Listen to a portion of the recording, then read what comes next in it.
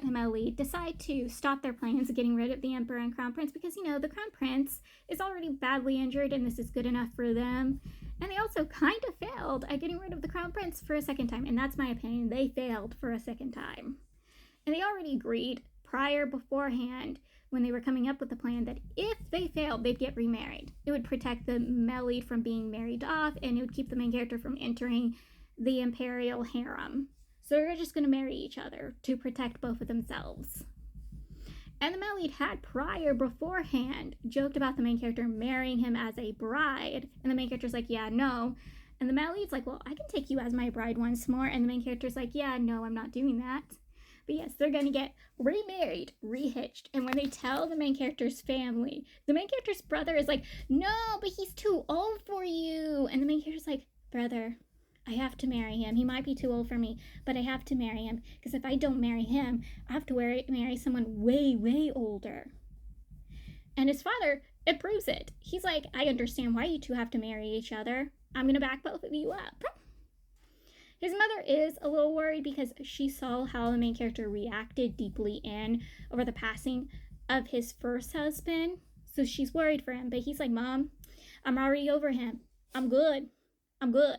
And his two servants, the servant boy and the servant girl. The servant girl, she's still loyal to the male lead's first original body. She's still loyal to that man. But the male lead's having fun trying to tease her.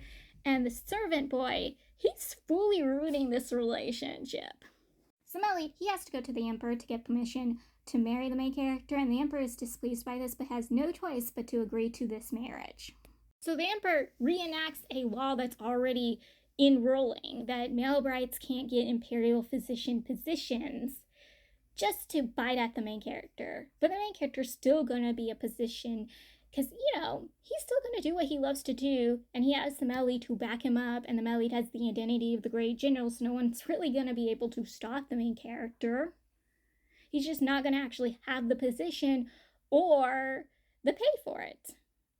And the Emperor does actually later need the main character. Like, the main character was able to convince the Emperor to reinstate his father as a physician that can actually take care of people before he married the male lead. And now he's still coming to the Emperor later because the main character's father reminds the Emperor that it was the main character who was the one doing the whole thing. And so the Emperor has the main character come back to take care of him. The main character needs the Empress on his side. And you'd think the Empress would be on his side, except thanks to him remarrying before his widowhood period was done and the mourning period was done, because he married the male lead again before a whole year was over with. So the Empress, furious and upset and disgusted at him for marrying someone not long after her nephew died, which again, this was her nephew, so it's understandable that she's upset. She doesn't want to see the main character at all. She bars him whenever he tries to see her. Well, he decides to use the sixth prince. There's only 3 princes: the Crown Prince, the 4th prince, and the 6th prince, and the 6th prince is the Empress's child. This child is very sickly, to the point it is believed, thanks to the protector, that this child has no soul. And the Emperor doesn't want anything to do with this child, keeps this child far away from him. And the main character, before meeting the male lead, wouldn't believe this actually is real of a disease, but now meeting the male lead, he knows that someone could possibly not have a soul. So he goes to check in on the 6th prince and sees how badly the 6th prince is treated, and he informs the Empress of this, and she is distraught and upset over this because she's been led to believe her child has been treated well. Because, every time she went to see her child, or when she would send someone to see her child was being taken care of, but they were putting on an act. So she's hurt by this. Melly tells us in his past life, he didn't really have those desires, or he didn't really feel the desires to do, the devil's tango. But once he met the main character and he spends quality time with the main character and he sees the main character's beauty, he desires him. He badly yearns for the main character. He wouldn't mind to spend his first night on their wedding night with the main character, except he doesn't get what he wants. And so he just sits there flirtatious and teasing and hoping one day he gets the main character in bed with him. The Prime Minister and the Emperor informs the male lead he has to return back to his original position and his original location, And an old general was like, yeah, no, you're not sending him, send me instead. Because again, the Melly just got married. He needs to spend some time with his new bride. And he's going to help the Melly get this. But no one's listening to this old man. And when he questions the Malid why the Malid wants to go back, the Malid's like, well, I have to put my country over a beauty, over love. Like, I need to protect my country. And you're not used to working this kind of battles because you're used to water battles, sea battles. And the old general is very impressed with him and tells him how much he approves the Melid's mindset. And the Melid's like, actually, I just really want to stay home. I want to stay by my bride, but I got to go. I got to go. The main character, he actually shows he was truly honestly saddened over the Melid's death. And the Melid holds him and confronts him.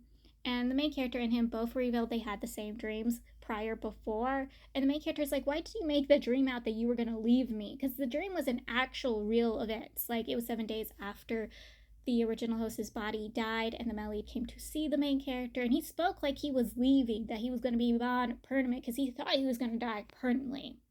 Instead, he came back as the Great General. So they kind of have a talk about that. And it's sweet, and it's sad, and I loved it. Since he's returned to the capital, the Melid has been getting buddy-buddy with the fourth prince.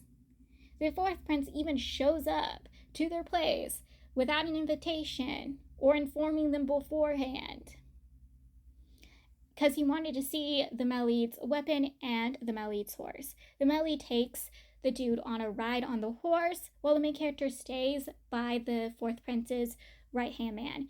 And the Melid had already warned the main character of this dude. Basically, this dude is a sneaky snake.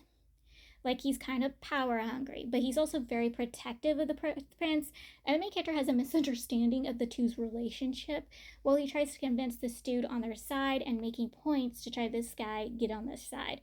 They leave, and the main character has a conversation to the Melid about the two's relationship, and the Melid's like, wait, have you misunderstood something? They're not lovers. There's nothing like that going on between them. And the main character's like, but you said, and he's like, no, they're brothers. They're half brothers. He is the child of the fourth prince's mother that was hidden away, and then he returned to the palace as a eunuch. And then he became protective of his brother, but also being the fact that his brother is a prince, he is also power hungry for the position of making his brother a emperor so he can, control stuff. Because, what's more better than being a prince's brother is being an emperor's brother. And the main character's like, well, if they ever decide to be disobedient, we'll just get rid of them and get someone who's more obedient. And the Melid jokes, why don't you just become emperor yourself? And the main character's like, it wouldn't be fun to scheme anymore if I was emperor. And I'm like, that's true, though. That's actually true. You can't be emperor and enjoy scheming. It wouldn't be fun. There's also another sweet moment between the main character and the Melid. So the Melid is holding the main character during the New Year's events, and he's just like, only if you weren't straight. And the main character's like, who says I'm? And I'm like, like, this is when they're finally gonna really be together, right? Like, they're gonna finally be together. It's not gonna be like the third life before they're actually officially together, right? Like, they're happy with each other. Back when they were talking about the Melid's first death, the Melid made a written promise to be by the main character's side for 50 years, because he's in a body that is 13 years the main character senior, even though he's a year younger than the main character. He makes a promise to stay by the main character's side for 50 years.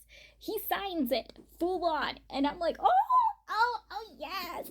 Yes, I love this couple. I love them so much.